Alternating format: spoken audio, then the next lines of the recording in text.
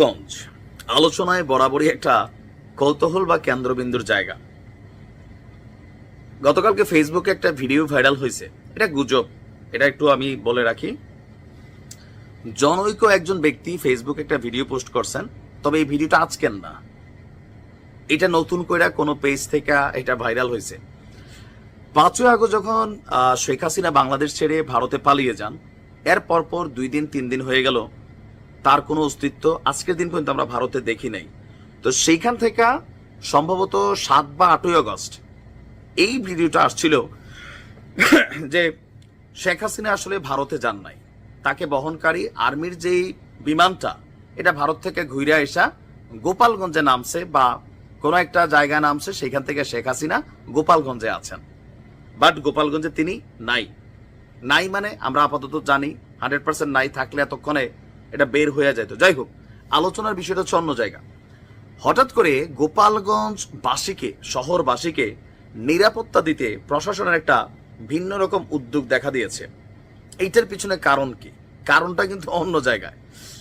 আপনার গোপালগঞ্জ শহরবাসীকে নিরাপত্তা দিতে লঞ্চঘাট এলাকায় একটা ওয়াচ টাওয়ার উদ্বোধন করা হয়েছে।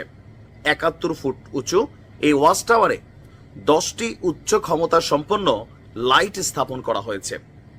আর এটি নির্মাণ করতে 10 লক্ষ টাকা ব্যয় করেছে জেলা প্রশাসন। আর এই লাইট অ্যাপসের মাধ্যমে নিয়ন্ত্রণ করা যাবে, আবার ম্যানুয়ালিও নিয়ন্ত্রণ করা যাবে।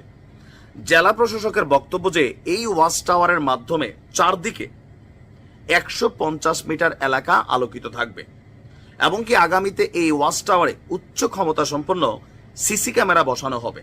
এটা কেন করা হচ্ছে?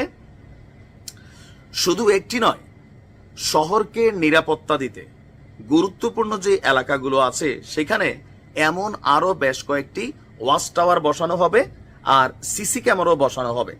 এটা খুবই ভালো উদ্যোগ। 2টা কারণ আমি বলি।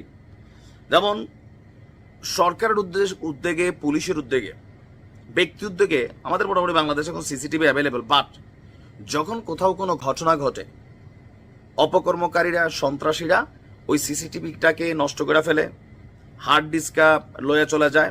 আবার আমাদের রাস্তাঘাটগুলো যথেষ্ট অন্ধকারাচ্ছন্ন, গ্রাম এলাকায়, মফস্বলে আপনারা দেখবেন যে সরকারি উদ্যোগে খুব বেশি বাতি নেই, আর থাকলেও এলাকার মাদক সেবনকারীরা এগুলারে খুইলা টুইলা নিয়া কটমিডাই অথবা ফেন্সি, গাঞ্জা, ইয়াবা এগুলা খায় ফেলছে। অন্ধকার থাকলে ভালো, ছিনতাই, লুটপাট, ডাকাতি এগুলা করা যায়। আবার নির্দিষ্ট কোথাও কোনো অপকর্ম করতে গেলে বিদ্যুতের লাইনটা, সংযোগটা বিচ্ছিন্ন করে দেয়, এতে সেখানে অপকর্মটা করতে সুবিধা হয়। এখন যখন ওয়াচ টাওয়ার 71 ফুট উঁচা, আপনি চাইলেই এইটার ক্যামেরারে আপনি বন্ধ করতে পারবেন না, চাইলে আপনি যে কোনো একটা এলাকারে অন্ধকার করতে পারবেন না। কেন? এটা অনেক উঁচু, ওইখান থেকে আলো ফেলা হচ্ছে। বিশেষ করে ক্রাইম স্পট যে জায়গাগুলো আছে, ছিনতাই, চুরি চুট্টামি, ডাকাতি বা আপনার নেশার মাদকের আড্ডা, এই জায়গাগুলোতে এই লাইট এবং সিসিটিভি আমার মনে হয় খুব সুন্দর একটা উদ্যোগ। শুধুমাত্র গোপালগঞ্জকে নিরাপত্তা দিলে হবে না, সারা বাংলাদেশেই আমার মনে হয় যে মফস্বলের এলাকাগুলো বা গ্রামেরও বেশ কিছু গুরুত্বপূর্ণ জায়গা আছে, বাজার ঘাট, এখানে ওই সিস্টেমটা অনুকরণ করা উচিত।